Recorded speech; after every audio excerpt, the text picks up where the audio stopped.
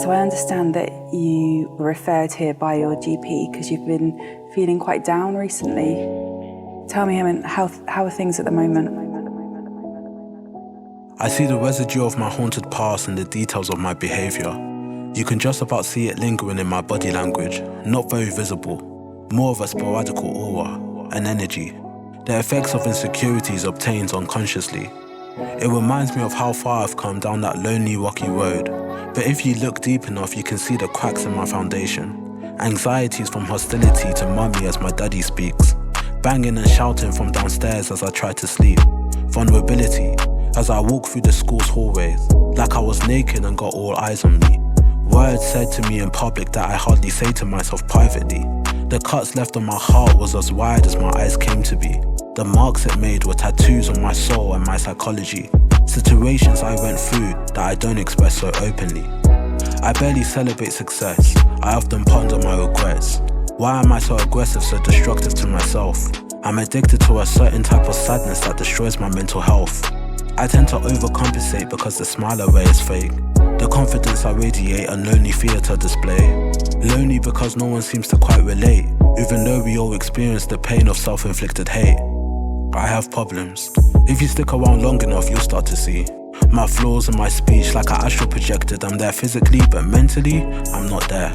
Mind never really focus, thoughts never really clear. Better off intuition, because control brings anxiety. It makes performance something hard for me. I need to perform. I got a job and one day I'll have mouths to feed. I hope my issues that I had since I was little don't trickle down when my wife has 2 red lines in the middle. Maybe that's why my parents didn't spend enough time getting to know the real me when I would come back home and cry. So I learned to hide with the turmoils inside. Never at rest as I never have enough time. Never at peace because life's an upward climb. I like to have control, but have none. It's like setting myself goals but can't run. Sometimes I feel like a ghost, a phantom, cause people that I love walk past like I'm gone.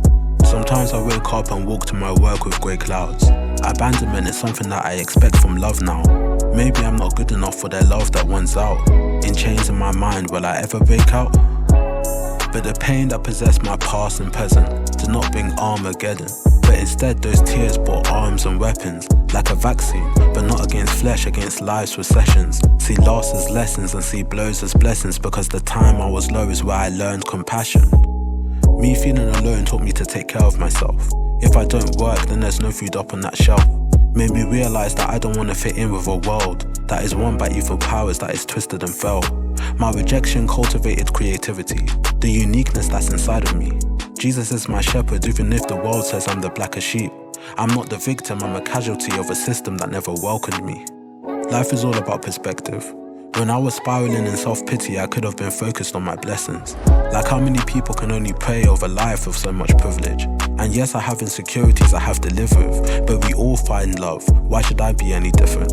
It may be in the distance, but the wait is worth the finish. And no matter the problems that my family went through, they're all still alive, made it out feeling hopeful. God has done so much, and He will do so much more, just you wait and see. Even when it feels like you'll never make it free. Even when the tears keep flowing like a stream. Even when you feel the pressure and you find it hard to breathe. I never gave up on Him, because He never gave up on me.